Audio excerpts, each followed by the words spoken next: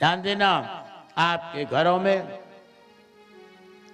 भोजन बनता है और भोजन बनने के बाद किसी ने नहीं सोचा इस बात को कि भोजन बनने में भी हत्या होती है। भोजन बनने में 5 हत्याएं होती, माताएं जानती। पहली हत्या होती है झाड़ू की। कितने चीटा चिटौरा मरते बेचारे, उनने क्या आपका अपराध किया था, मरते हैं कि नहीं। कछु माताएं तो मारने में बड़ी लाख करती, मार झाड़ू जो से जा रही हो कोई मक्खी मच्छर, चट से झाड़ू से गोविंदा है नमो नमः। मकरी जा रही हो, मकरी गोविंदा है, खत्म कहानी। हत्या होती कि नहीं। कछु तो आप जान की हत्या करती, कछु अनजान में होती। झाड़ू लगाओगी हत्या होगी, हत्या होगी कि नहीं होगी। पहली हत्या। अब दूसरी हत्या हुई तुम्हारी चूल्हे की।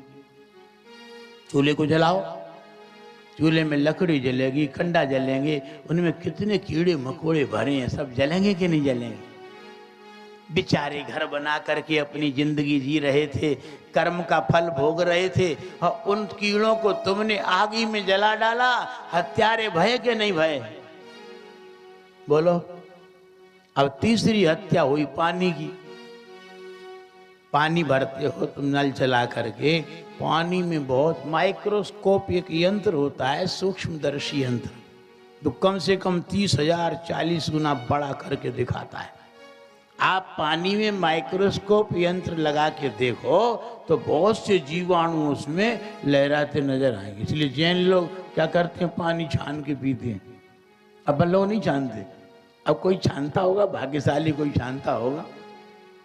पानी को कीड़े जो उसमें रहते हैं उनका जीवन ही वो है, और तुमने छान के पिया तो क्या बहादुरी करी। अरे पेट में ही तो नहीं गए, किंतु छन्ना में जो रहे अटके भटके वे मरेंगे कि नहीं मरेंगे, बोलो। तुम्हारे मसाले में कीड़ा हो गए, चावल में कीड़ा हो गए, आटे में कीड़ा हो गए, दाल में कीड़ा हो गए, क्या इनको घूरे पे फेंक देते हो। कोई ने फेंका हो बताओ। अरे चावलों को सूपा से फटक लिया है, दाल को फटक लिया, और मसाले को बढ़िया धूप में सुखा दिया। अब्बा में जो कीड़ा भय वे निकरे, धूप में मरे के नहीं मरे, बोलो। मरे नहीं, हत्या भई के नहीं। एक तो हत्या हुई पानी की, और एक हत्या हुई चूल्हे की, और एक हत्या हुई झाड़ू की, और एक हत्या हुई कीड़े अगर किसी में पड़ गए उनको निकाल दिया, वही क्या नहीं हत्या है। और एक हत्या हुई जो है बहुत खतरनाक हत्या, चक्की की। सेगे गेहूं खाए कभी आपने, आटा ही बनवा के खाते हो ना। तो आटा आप जब ले जाते हो गेहूं पिसवाने के लिए, कितने कीड़े मरते महाराज। एक बार हम कहीं अकस्मात पहुंच गए, पूरे कीड़े बिलबिला रहे, चक्की चल रही। अरे राम राम, सारे कीड़ों की हत्या होती है कि नहीं हत्या। 5 हत्याएं होने के बाद आपके घर में रसोई तैयार होती है, तब थाली परस के आती है। अब बताओ हत्यारा भोजन है कि नहीं। इसके लिए आप लोगों ने क्या किया। सनातन धर्म इस हत्या को दूर करने का विधान बताता है। हर घर में 5 हत्याएं होती हैं, न चाहो तो भी होती हैं। झाड़ू लगाई बिना रसोई बने नहीं, पानी भरे बिना रसोई बने नहीं, चूल्हे जले बिना रसोई बने नहीं, बोलो। हत्या हुई कि नहीं हुई। इससे बुद्धियां भ्रष्ट हो गई, उनकी आत्माएं तड़प रही थी, वे अन्न में प्रवेश कर गई और आपने भोजन कर लिया और बुद्धि भ्रष्ट हो गई। शास्त्र कहता है कि ऐसा जो भोजन करता है जो भगवान के योग्य नहीं है, निश्चित है उसको कृमि भक्ष नाम के नरक में डाला जाता है। कृमि भक्ष नाम के नरक। इसलिए ऋषियों ने पहले ही बोल दिया कि भैया ये 5 हत्या भई हैं, इसलिए इनको दूर करने के लिए पहले हवन करो।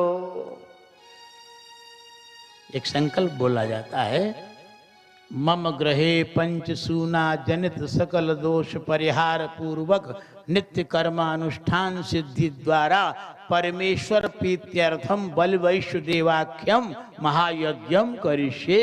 ये महायज्ञ है। ये काशी के विद्वानों के द्वारा जो स्वाहा स्वाहा करवाते हो ये सामान्य यज्ञ है, किंतु ये यज्ञ जो नित्य होगा तुम्हारे घर में भोजन बनने के बाद, ये महायज्ञ है, महायज्ञ। कौन कौन सी 5 हत्याओं को दूर किया इस यज्ञ के द्वारा? अग्नि निकाल के या अग्नि जला के, कपूर वगैरह लगा के अग्नि प्रज्वलित हो जाए और उसके बाद उस अग्नि में 7 आहुति कम से कम भगवान का नाम लेके छोड़ दो। अगर पुरुष वर्ष आलसी हैं तो माताओं को भी आज्ञा शास्त्र देता है कि माताओं को चाहिए कि जब तक हवन न कर दें तब तक भोजन नहीं, भगवान को भोग नहीं लगाना। तो आप लोगों से हमारी प्रार्थना है कि रोज भोजन आप बनाती हैं तो एक कंडी अलग निकाल लो, उसमें थोड़ा 1 चम्मच घी डालो, कपूर लगाओ, अग्नि जलने लग जाए तो जो घर में भोजन बना है बिना नमक का, शक्कर और घी मिला के 7 आहुति भगवान के नाम की छोड़ दो। बताओ कितना टाइम लगता है? जरा सा टाइम, आपका भोजन शुद्ध हो जाएगा। और फिर जो भोजन है उसमें से 1 रोटी गैया को निकाल दो, 1 कौआ को, थोड़ा हिस्सा कौआ को और थोड़ा चींटी को और थोड़ा अतिथि को। अतिथि यदि कोई सामने है तो उसको खिला दो, वो अतिथि नहीं है तो अतिथि का अंश, अतिथि का भाग गौ को खिला दो।